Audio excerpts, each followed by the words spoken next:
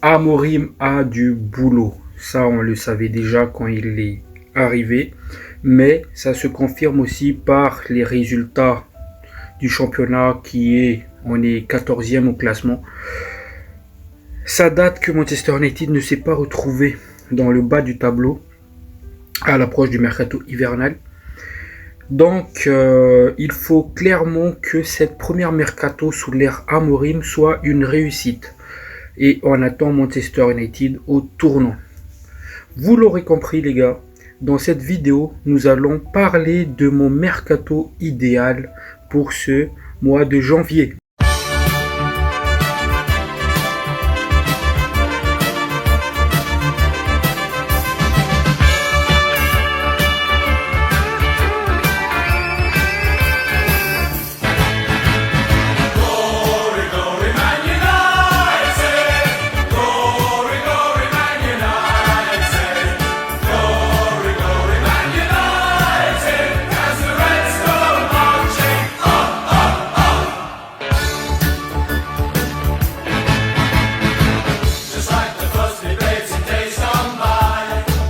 Guys, bonjour à vous, j'espère que tout va bien pour vous.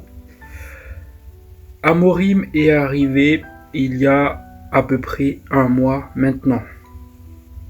Et il a déjà pu faire les états de lieu du club, des joueurs. Il sait déjà quel joueur garder et quel joueur il veut s'en débarrasser. Dans cette vidéo, nous allons parler du mercato, comme je l'ai dit, idéal. C'est-à-dire, je vais vous donner des noms de joueurs qui sont sur la liste des joueurs que Manchester United aimerait avoir. Je vais vous donner des noms et je vous dirai quel joueur je veux qu'on achète.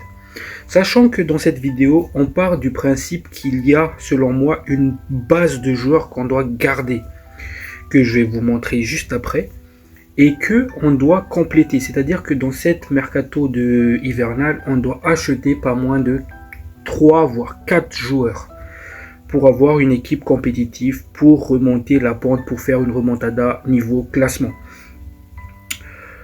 Donc, il y a du boulot pendant cette mercato hivernal pour Ineos, pour la direction.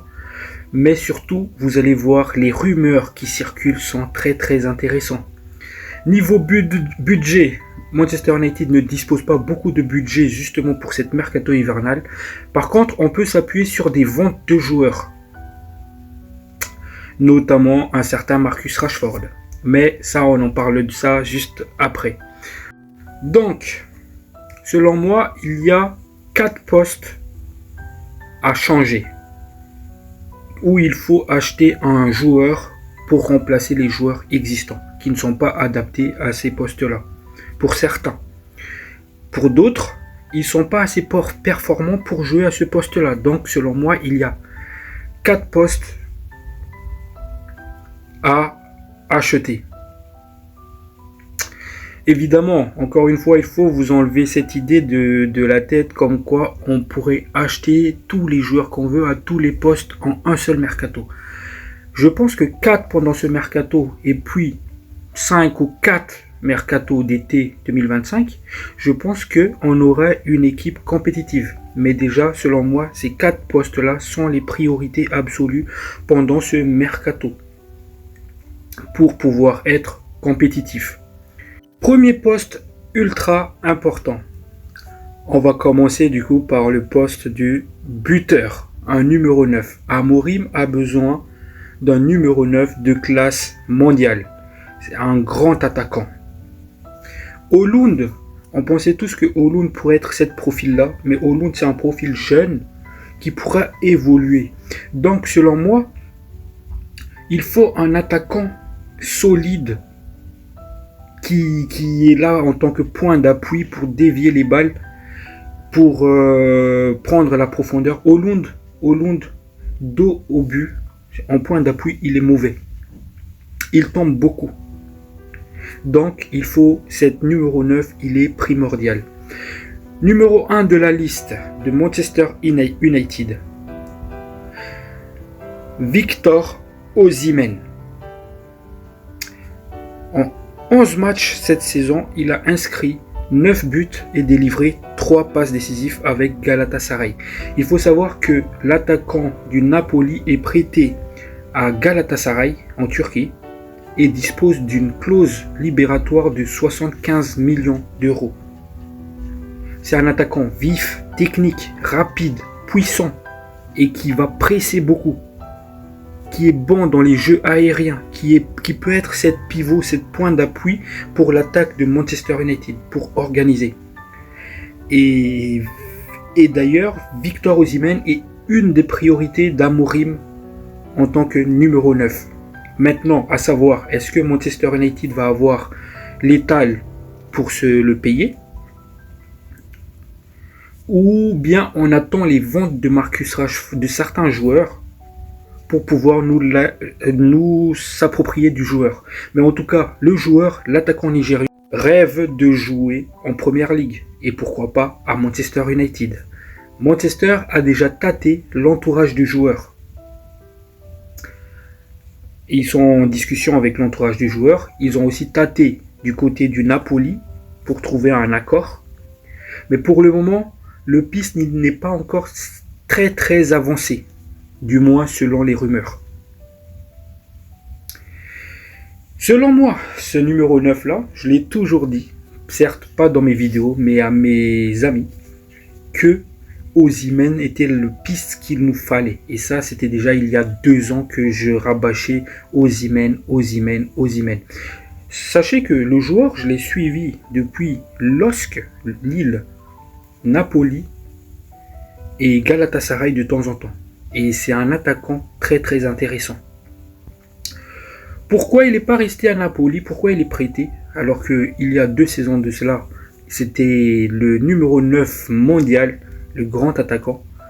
Je pense que c'était dû à des problèmes raciaux, mais j'en suis pas sûr. Mais Osimhen est le profil idéal pour cette attaque de Manchester United. Qu'est-ce que vous en pensez? N'hésitez pas à écrire dans le commentaire, me donner vos avis pour ce piste numéro 1 de l'attaque de Manchester United. La suite. On reste dans cette catégorie d'attaquants nigérians. Deuxième piste, Victor Boniface, l'attaquant de Leverkusen, 24 ans, qui a disputé 10 matchs cette saison, a inscrit 6 buts et a délivré une passe décisive. Il est à peu près dans le même registre que Victor Osimhen. C'est-à-dire, il est puissant, c'est un point d'appui, il est rapide et c'est un attaquant qui va presser. Attaquant nigérian, international aussi.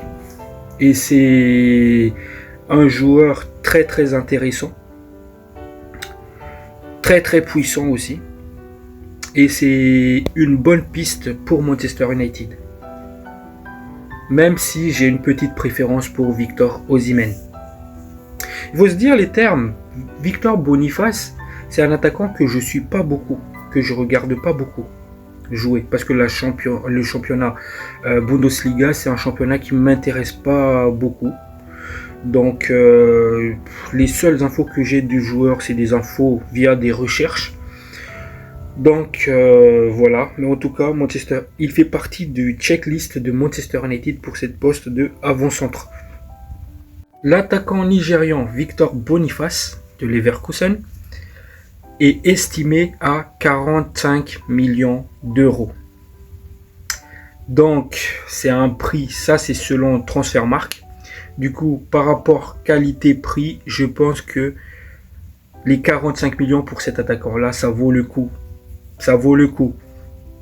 Et je pense que si on a ce Victor Boniface au sein de l'effectif, que ce soit en tant que titulaire, moi je pense que on doit acheter un attaquant titulaire, pas pour être dans la rotation avec Haaland.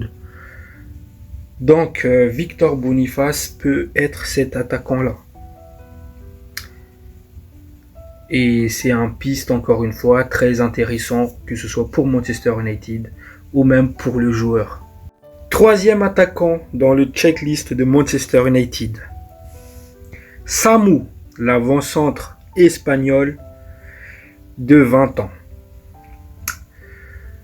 On a pu observer le joueur quand on a affronté Porto. Vous vous rappelez, en Ligue Europa, où Samu a claqué un doublé. C'est un attaquant puissant, rapide, qui aime prendre la profondeur et qui s'impose beaucoup dans les jeux aériens, comme Victor Boniface ou Victor Osimhen. C'est un attaquant qui aime les jeux aériens. Et c'est la sensation côté du Porto cette saison. Donc, est-ce que si Samu vient à Manchester United, est-ce que ce sera pour être titulaire ou dans la rotation? Là, il y a une question à poser. Selon vous, les gars, qui est le meilleur, Samu ou Haaland? Est-ce que Samu, c'est une piste intéressante selon vous? Pour ce qui est de ma part, Samu, il n'a pas assez prouvé. Je pense que c'est pas le bon moment pour lui de venir à Manchester United pour être titulaire. S'il vient pour être dans la rotation, pourquoi pas? Mais en tout cas, le joueur, il est estimé à 50 millions d'euros. Donc, pour ce qui est de ma part, c'est un peu cher. Parce que pour le même prix, on peut avoir mieux. Donc, n'hésitez pas à me dire dans les commentaires votre avis là-dessus. Sur ce, les amis, on passe à la 4e sur la liste. Dusan Vlahovic, l'attaquant de 24 ans qui a disputé 13 matchs, a inscrit 7 buts et a délivré une passe décisive avec la Juventus de Turin en Italie. C'est un piste qui revient assez souvent du côté de Manchester United parce que le coach de la Juve était l'ancien coach de Zirkzee et le coach justement il est intéressé par Zirkzee. Il veut faire venir Zirkzee à la Juventus. Donc la rumeur prend de l'ampleur comme quoi Manchester United est intéressé par un échange entre les deux joueurs. Donc Zirkzee, est-ce que c'est vraiment une erreur de casting? Est-ce qu'il n'est pas utilisé dans la bonne zone? Pour moi, Zirkzee, c'est pas un 9. Je pense qu'il est mieux en tant que soutien. Mais son côté nonchalant un peu, ça me gêne beaucoup. Mais en tout cas, l'attaquant serbe de la Juventus, il est estimé à 60 millions selon Transfermarkt. Donc, est-ce que United va mettre les 60 millions sur lui?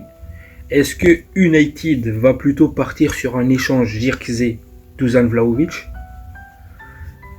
Je sais pas, j'ai pas d'avis dessus. Franchement, j'ai pas d'avis dessus. Dusan Vlahovic, c'est un attaquant, quand il était à la Fiorentina, que j'ai beaucoup regardé, que j'ai beaucoup aimé. Mais je pense qu'il s'est perdu à la Juventus. Est-ce que c'est vraiment le bon profil pour nous? Pour ce qui est de ma part, je suis pas chaud, j'aime pas ce piste-là. Parce que si le coach de la Juventus veut vraiment Zirkzee, il y a plutôt une autre piste qui m'intéresse pour l'échanger, que je vous dirai juste après. Si les différentes rumeurs du poste de numéro 9 côté Manchester United. Pour ce qui est de ma part, la priorité absolue, ça reste Victor Osimhen.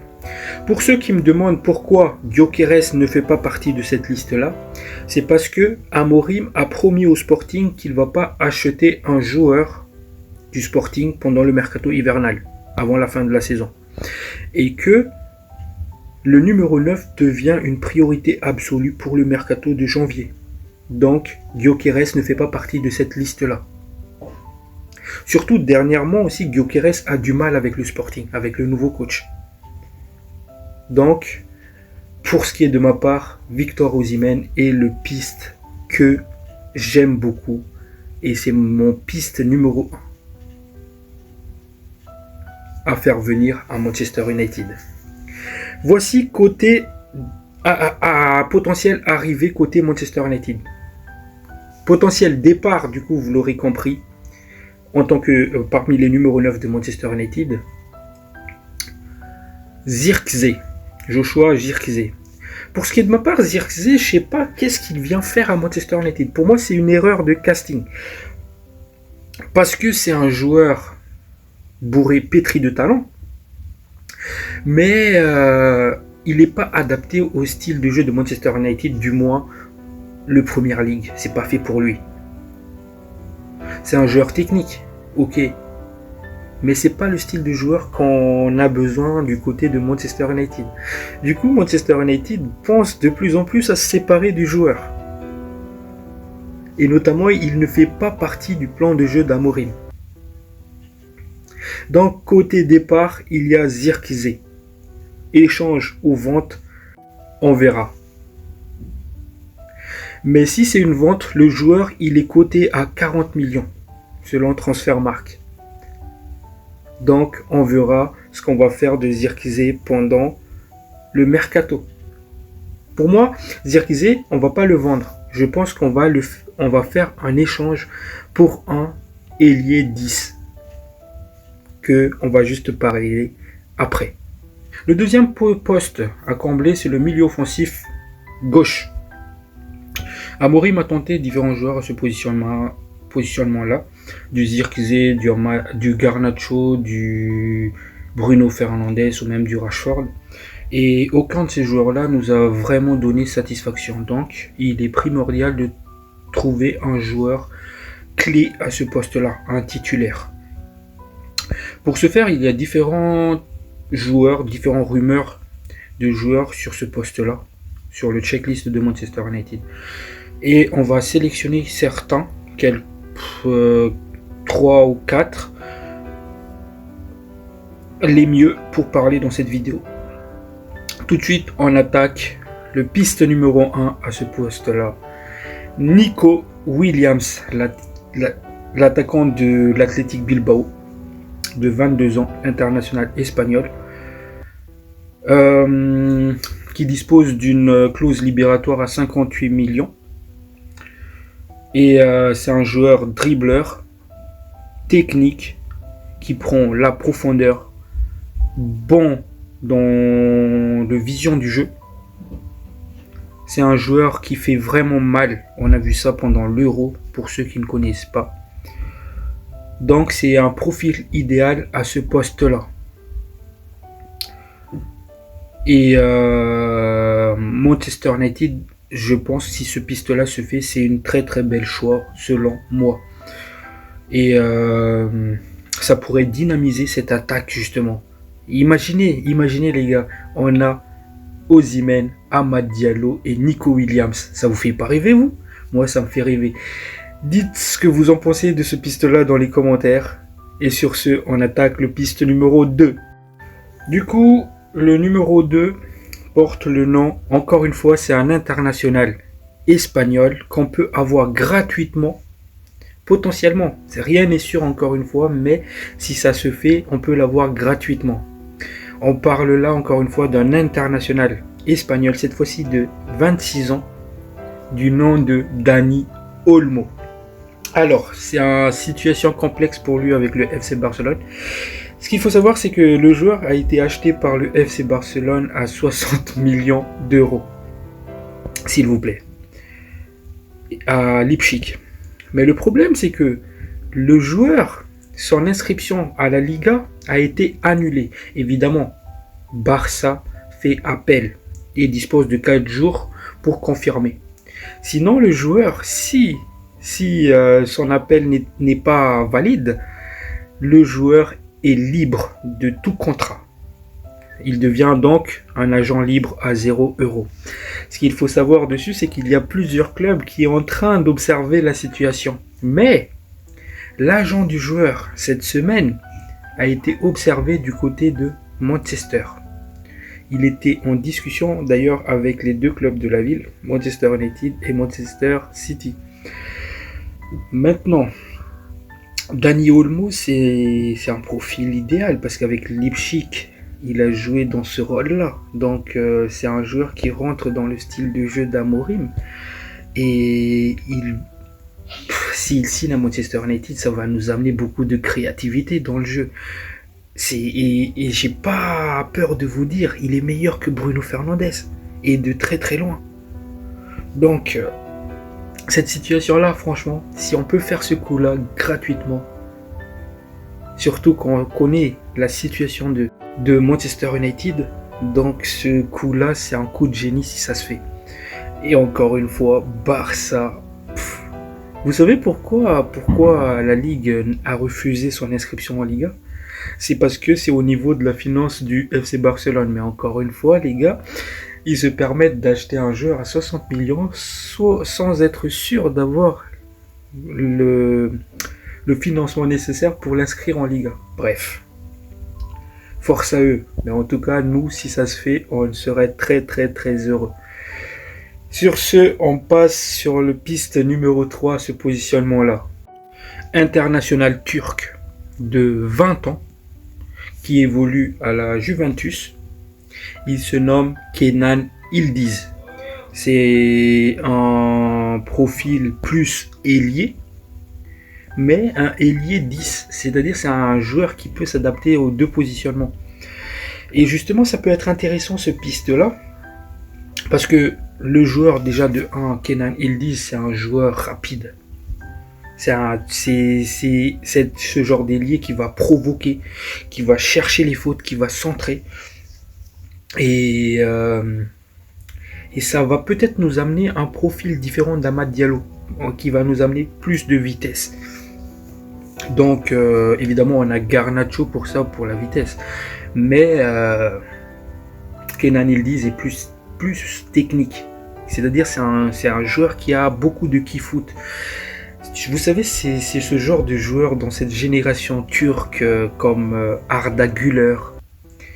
Ce genre de joueur, c'est-à-dire à fort potentiel et qui peut évoluer. Et je pense que Amorim peut le faire évoluer du même style Amad Diallo, même Garnacho, même Hollande.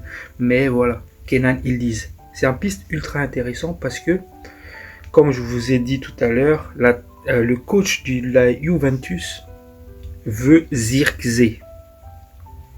Donc, on peut utiliser justement Zirkzee dans un échange pour obtenir Kenan Yıldız. Parce que, je suis désolé, échanger Zirkzee pour Vlahovic, ça me hype pas trop. Par contre, échange de Zirkzee avec Kenan Yıldız, là, ça peut être intéressant pour nous. Et justement, cette stratégie-là est à l'étude du côté de Manchester United. Donc, c'est ultra important.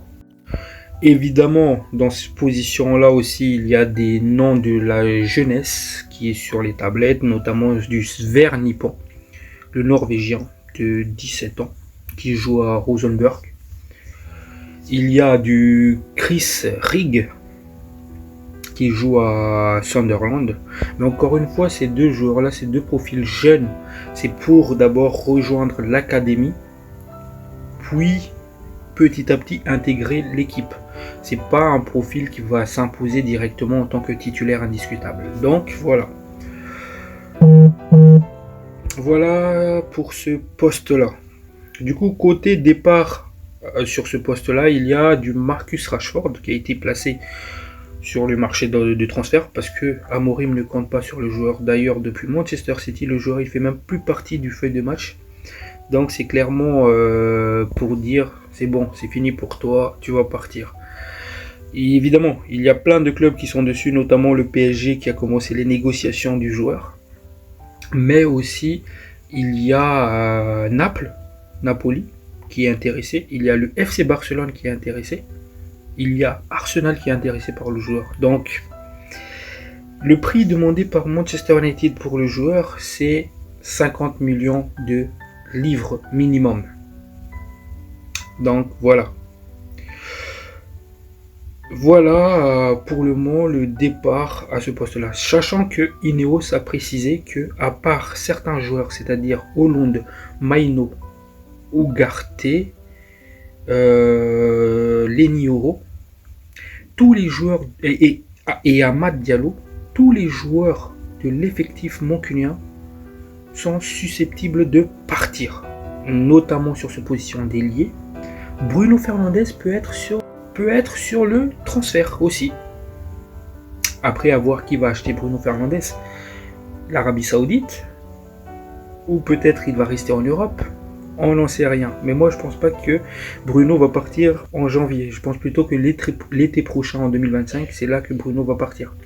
Donc, pour mon côté départ sur ce positionnement-là, c'est Marcus Rashford qui va nous rapporter pas moins de 50 millions de livres.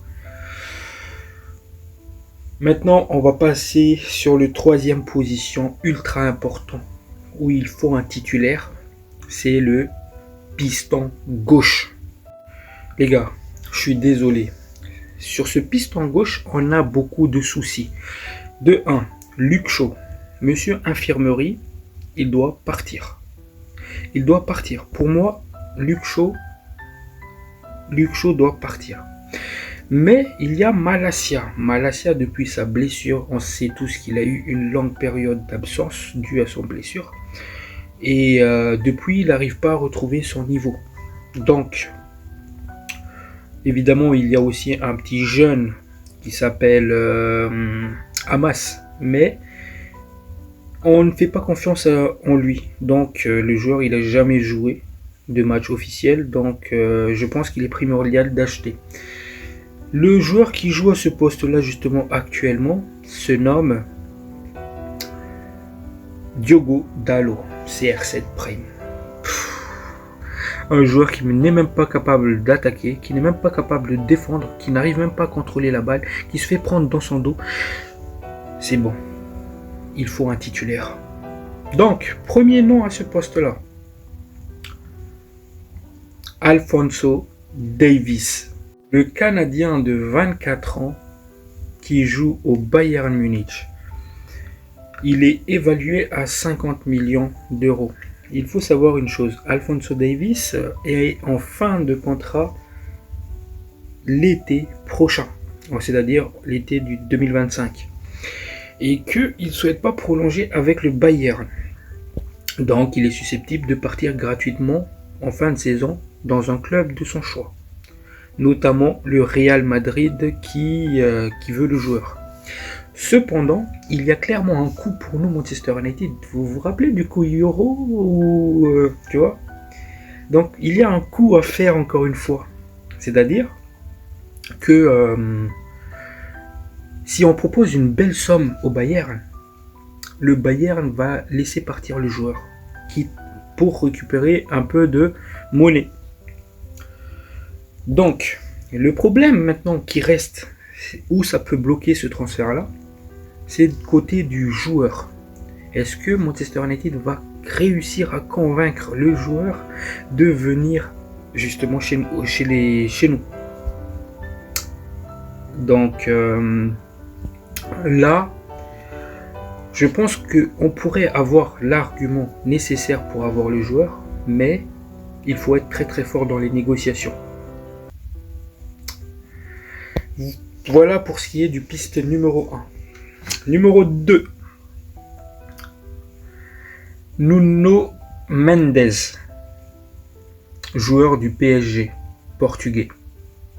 À 22 ans, le joueur du PSG est évalué à 55 millions d'euros selon Transfermarkt.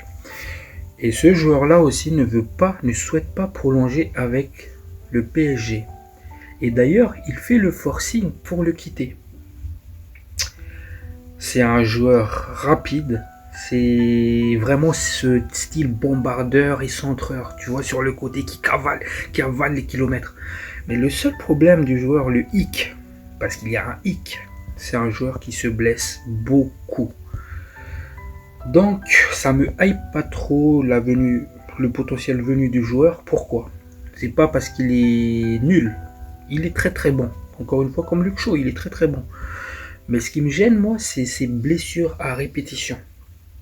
Est-ce que on va prendre le risque de l'avoir, sachant qu'on connaît déjà les points négatifs du joueur? Est-ce qu'on va prendre les risques comme Mason Mount?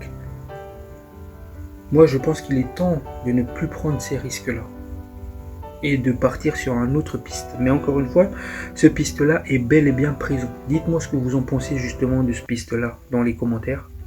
Et sur ce, on va passer sur le piste numéro 3. Il se nomme Milos Kerkez. Un jeune piston gauche de 21 ans. On a tous vu d'ailleurs l'apport du joueur, comment il a isolé Amad Diallo dans ce match-là face à Bournemouth. C'est un piste ultra intéressant. C'est un joueur qui aime aller vers l'avant, qui aime cavaler et qui est bon techniquement, qui est juste aussi, qui aime centrer. Donc c'est un piste ultra intéressant. Beaucoup de jeunesse aussi. J'ai eu un piste jeune, donc à voir, parce que encore une fois, le joueur il est évalué à 25 millions. Mais on connaît les transferts entre clubs de première ligue, c'est que le joueur il est estimé à 25 millions, mais ils vont sûrement nous carotter encore à espérer 35 ou 40 millions. Donc voilà. Puis le dernier piste à ce positionnement là, c'est Álvaro Fernandez Caceres, le petit jeune prodige passé par Manchester United d'ailleurs, qui fait le bonheur du Benfica.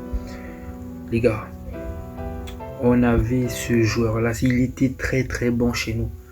Mais encore merci à Erik ten Hag de l'avoir laissé partir.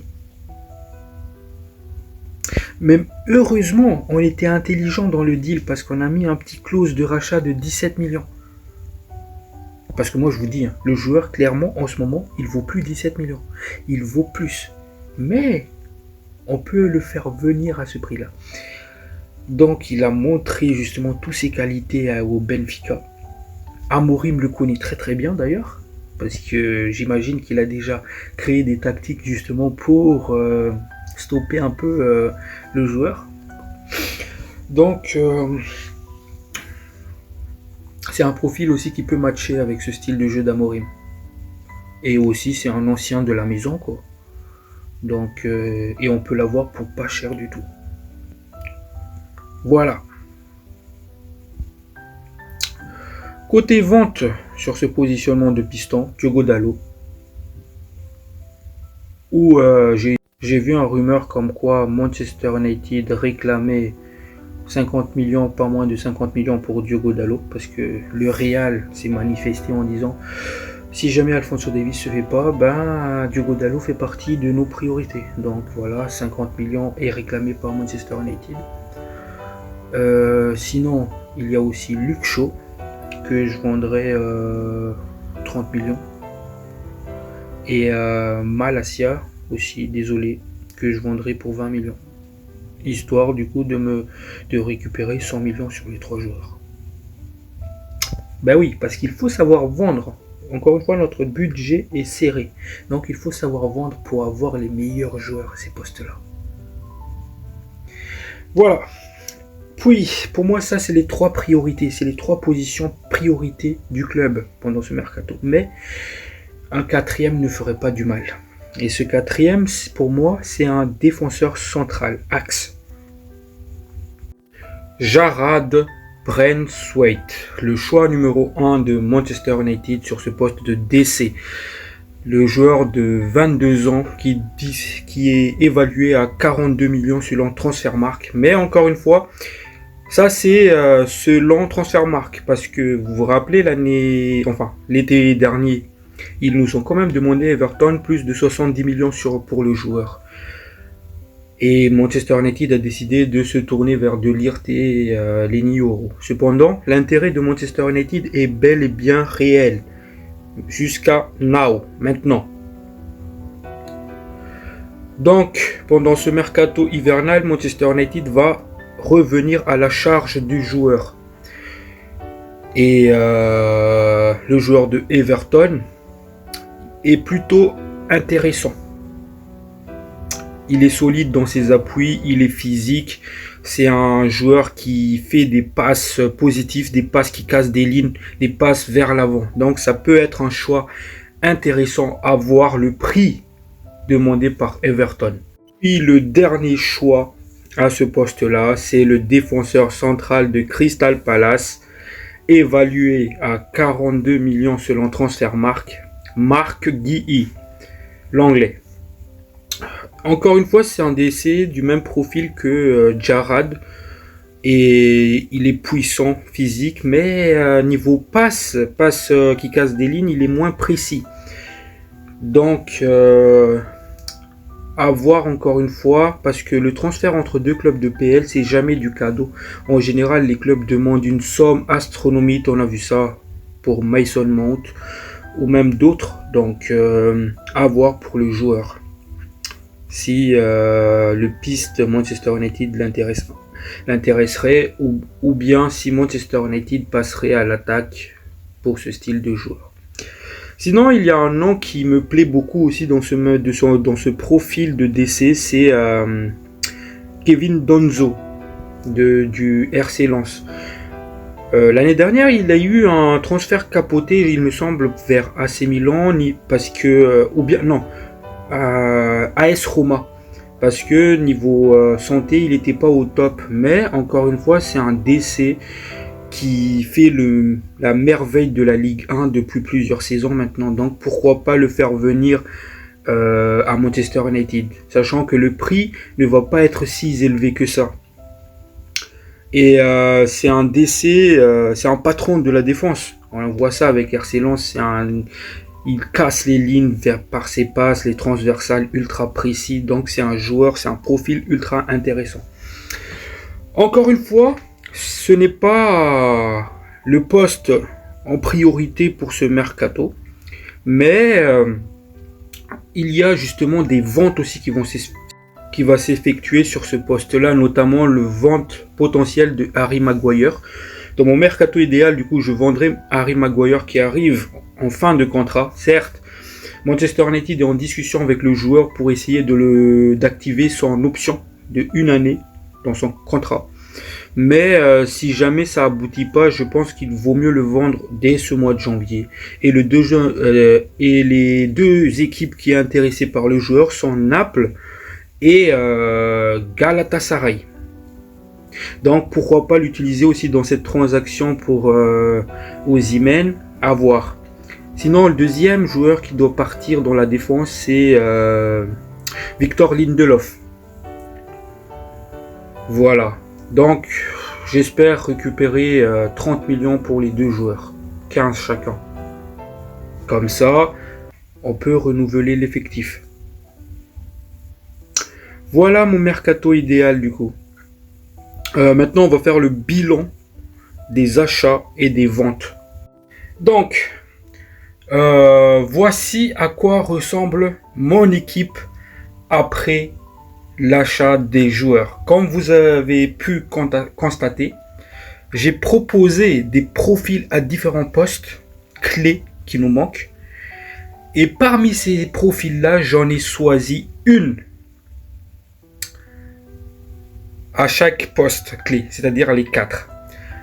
Maintenant, dites-moi ce que vous en pensez de celui-là. Parmi les listes, lequel vous choisirez? Donc, voici la liste. Tout d'abord, en pointe, je prendrai Osimhen. Osimhen avec une clause libératoire de 70 millions. Sur le côté, je vais chercher Nico Williams avec une clause libératoire de 58 millions. En piston, j'irai chercher Nuno Mendes. Pourquoi lui? Qu'on peut avoir déjà pour 40 millions. Et pourquoi Nuno Mendes et pourquoi pas Alphonso Davies? Tout d'abord, je reste réaliste. Pourquoi? Alphonso Davies, ça reste compliqué à avoir. Même si c'est mon profil idéal, celui que je veux, ça va être très très compliqué parce que le joueur, il le sait. À la fin de contrat, il peut signer gratuitement au Real Madrid. Maintenant, est-ce que Manchester United va faire le même coup qu'on a fait pour Yoro ou pas? Donc, il y a aussi Milos Kerkez. Mais j'ai choisi Nuno Mendes. Pourquoi? Parce qu'en fait, actuellement, now, il y a des discussions en cours avec Nuno Mendes, le joueur qui fait le forcing pour venir chez nous. Et on va bientôt trouver un accord selon les derniers news qui est sorti dessus. Donc Nuno Mendes, même si c'est un joueur que j'adore, c'est un joueur que j'ai vu des performances qu'il a fait avec le PSG. Quand il est disponible, il fait mal comme Luke Shaw. Mais le problème, c'est un joueur qui se blesse beaucoup. Est-ce que ça sera pas un deuxième Luke Shaw quand il viendra chez nous? Je sais pas. Mais en tout cas, il figure dans cette liste-là, sur ce positionnement-là. Je l'ai choisi parce que les news pour Nuno Mendes est plutôt avancée. Donc Nuno Mendes qu'on peut avoir pour 40 millions. Et en défense centrale, je choisirai Kevin Donzo qu'on peut avoir pour 30 millions. Même si le piste n'est pas aussi chaud que Jarrad ou bien Marc Guéhi, j'estime que par rapport à son valeur et ses qualités, c'est le piste le plus probable pendant cette mercato. Côté arrivée, voilà l'équipe. Dites-moi l'équipe, qu'est-ce que vous en pensez de ça? Est-ce que ça a de la forme, n'est-ce pas? Ça a de la gueule. Comme vous pouvez aussi voir sur cette liste-là, je pars du principe que certains joueurs serviront de base. C'est-à-dire Amad Diallo, le double pivot Maino Ugarte, côté droit Mazraoui et De Ligt, Yoro et Onana. Voilà les bases selon moi. Maintenant, il faut compléter les autres postes. Comme vous pouvez voir, il n'y a pas Lisandro Martinez dans mon 11. C'est normal parce qu'en fait, moi j'estime que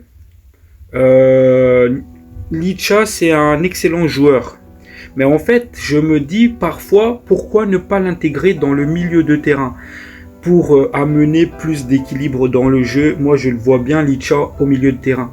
Surtout que on a vu dernièrement qu'il a des carences défensivement par sa taille, mais aussi il commet pas mal de fautes techniques dans la zone. Donc, pourquoi pas. Voilà, côté équipe que je vois à partir du mois de janvier jusqu'à la fin de la saison. L'objectif étant remporter l'Europa League. Pour moi, ça c'est le plus important parce que ça nous ouvre une porte pour la Ligue des Champions. Vu que via le championnat, c'est mort. Soyons réalistes. Donc, une fois, je tiens à souligner, on peut utiliser certains joueurs dans un terme d'échange pour obtenir d'autres.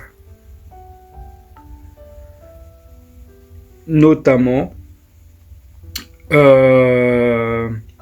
Zirkzee qu'on peut utiliser pour obtenir, pourquoi pas, Osimhen, Rashford aussi, pourquoi pas Nuno Mendes ou bien Osimhen. Encore une fois, il y a différentes manières de magouiller un truc, vente, achat. Mais voici mon mercato idéal. Dites-moi l'équipe, qu'est-ce que vous en pensez de ça? N'hésitez pas à commenter, à vous abonner. Un petit like, ça fait toujours plaisir. Ciao, ciao. Prenez soin de vous.